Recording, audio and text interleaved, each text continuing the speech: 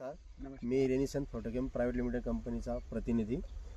दादांना आपण आपल्या कंपनीचं मॅजिक बुस्टर हे ऑर्गॅनिक खत दिलं होतं, एकरी एक बॅग. तर आपण मॅजिक बुस्टर विषयी त्यांचा काय अनुभव आला आहे आज आपण त्यांच्या तोंडून ऐकूया. नमस्कार दादा. नमस्कार. तुमचं नाव सांगा सर्वप्रथम मला.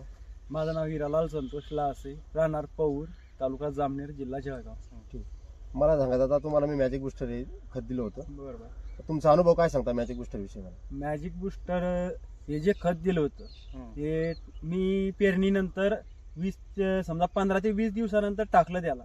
तर मला तिथून 10 दिवसानंतर जी क्वालिटी जाणवत होती, वाढ, बरोबर, त्याच्यानंतर वाढ झाल्यानंतर 15 ते 20 दिवसानंतर मला पानाची साईज आणि दांडू पहा, त्याच्या पांढऱ्यामुळे तुमच्या जमिनीमध्ये किती ज्या टायमाला मी ही जी फट्टी होती याची कोळपणी केली तर अक्षरशः मला असं वाटत होतं की कोळपणी न करा, कारण पांढऱ्यामुळे फट्टी झाल्या होत्या. बरोबर. आता लोकांच्या इतर मक्यापेक्षा हा मका तुम्ही मॅजिक बुस्टर सोडल्यानंतर तुम्हाला कसं फायदा वाटला? काय जे माझ्या बरोबरीचे त्यांचे मक्के लहान आहे, बरोबर, आणि आता याची क्वालिटी, याचा हिरवागारपणा, काळा शारपणा आहे, पानात रप आहे, आणि बाकीचे ज्यांची आहे त्यांची याच्यापेक्षा 1 किंवा 1.25 फुटानं हाईट कमी आहे. हाईट कमी आणि विशेष म्हणजे तो खर्च कमी. तुमचं फर्टिलायझर तुम्ही दिलेलं नाही माझ्या हिशोबाने. नाही, बाकी काहीच नाही, फक्त मॅजिक बुस्टर आणि सिंगल सुपर फॉस्फेट हे दोन मिक्स करून एकरी 2 बॅगा टाकली. एनपीके वगैरे दुसरं काहीच नाही, अजून कुठलंच खत नाही. मक्यावर मका किती पीक आहे तुमचा? आता मका हे 3रं पीक आहे. तरी 3रं पीक मध्ये तुमचं पाण्याची क्वालिटी पहा,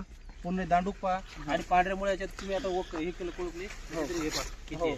पूर्ण क्षेत्र बघितलं तुम्ही, पूर्ण एकच क्वालिटीचा मका आहे. लोकांपेक्षा यांचं दांडूक आणि पानामध्ये तुम्ही क्वालिटी पाहू शकता.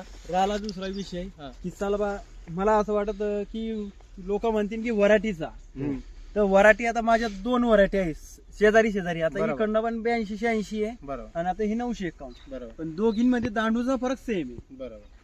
आता बरं, काय सांगशाल शेतकऱ्यांना ज्याला तुम्ही वापरला पाहिजे आपलं खत? 1 नंबर वापरलंय. बरोबर. त्याचे पण एकदम खूप रिझल्ट भेटले होते. आता हिच्यावर जेव्हा ही 10 ते 12 दिवसाची होती तेव्हाचा फवारा घेतला आहे.